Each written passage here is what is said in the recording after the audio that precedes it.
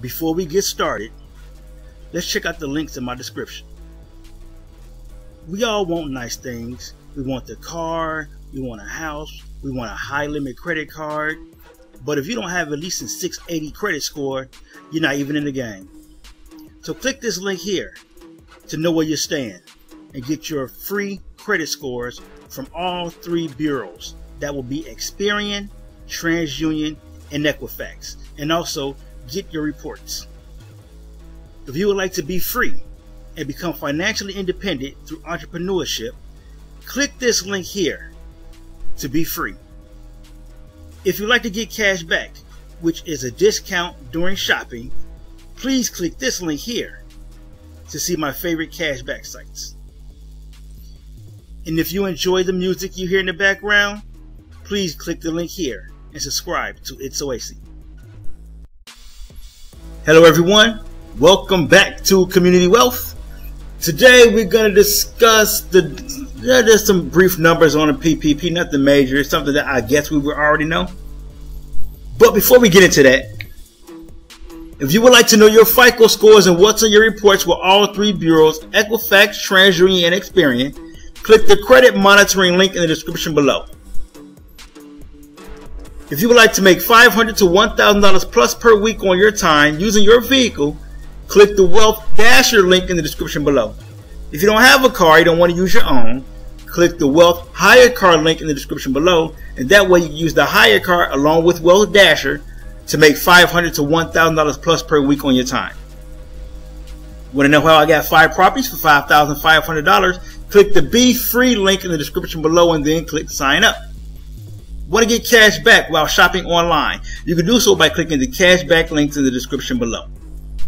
There's a new MasterCard. It's the Aspiration Zero MasterCard. They're offering $300 on $3,000 spend within your first 90 days. You can apply for the Aspiration Zero MasterCard by clicking the Aspiration link in the description below. Now let's go ahead and get into this PPP article that explains what's going on.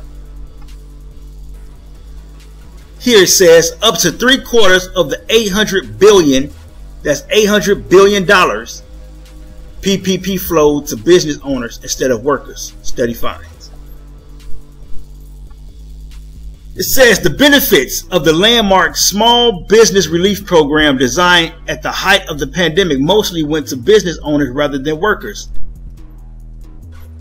The study from authors including famed Massachusetts Institute of Technology economics professor David Arthur, as well as several Federal Reserve economists, examined the $800 billion Paycheck Protection Program.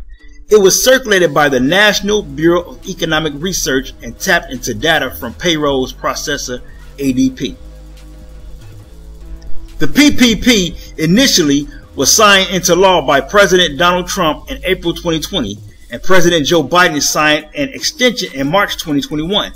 Both the initial law and the extension were overwhelmingly bipartisan.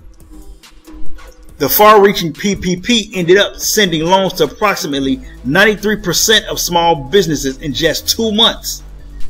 The end result, the author's estimate, is that the program preserved up to 3 million job years of employment at a cost of between $170,000 to $257,000 per job year retained. Put another way, between 23% to 34% of PPP dollars went directly to workers who otherwise would have lost jobs, the study found. The program also was highly regressive, with 3/4 of PPP funds accruing to the top quintile of households. Here's the figures here. Distribution of PPP, UI, stimulus, and check payments. I'm not going to go over that, obviously.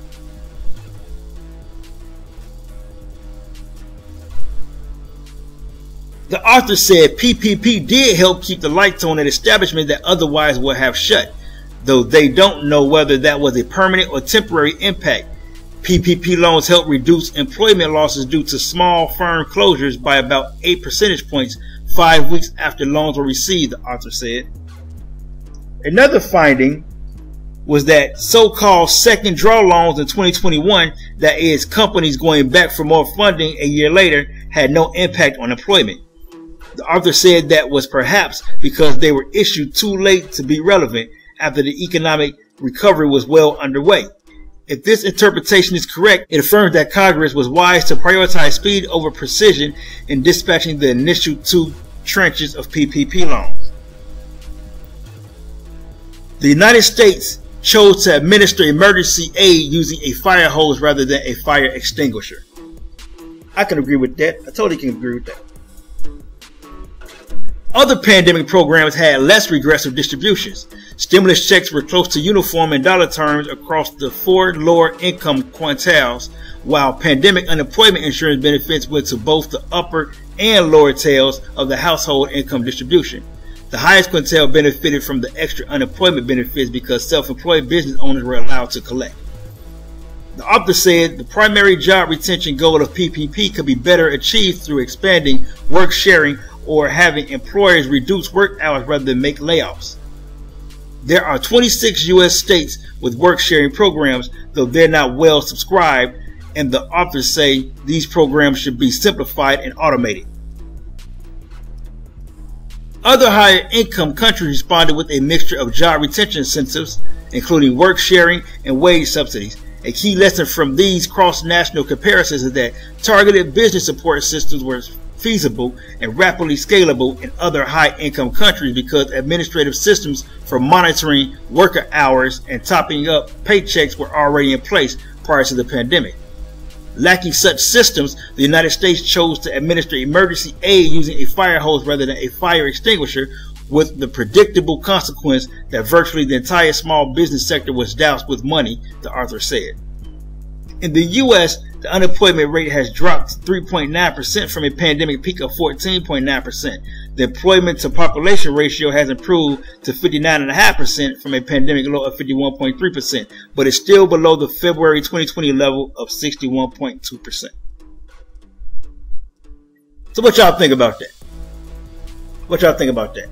Now, it's not major news. We kind of knew what was going on in the first place, but the fact that they're telling you what the numbers are, which we already kind of knew what the numbers are, it shows that what they did helped, but it also kind of opened the floodgates for some other stuff.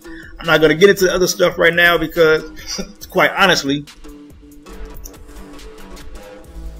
I can't put a finger on it. I just feel it. I can see it. You know, but I can't quite put a finger on it. You know, I just know through myself, everything helped me a lot, but at the same time, it was still just enough to get me to where I can get to the next step. Not necessarily the next level, but that next step. And I'm still working towards getting to that next level. What you think? Let me know in the comments. All right? Thanks for watching. If you would like to know your FICO scores and what's on your reports from all 3 bureaus, TransUnion, Equifax, and Experian, click the credit monitoring link in the description below. If you would like to make $500 to $1,000 plus per week utilizing your vehicle on your own time, click the Wealth Dasher link in the description below. If you don't have a vehicle or you don't want to use your own vehicle, then click the Wealth Hire Car link in the description below. And that way you can hire a car and use that vehicle to then Wealth Dash and make $500 to $1,000 plus per week on your own time. If you want to know how I got 5 properties for $5,500, click the Be Free link in the description below. If you'd like to get cash back while shopping online, click the Cashback link in the description below. Like, share the video, comment below, subscribe to the channel, subscribe to It's Oasis, and until the next video, let's get this money.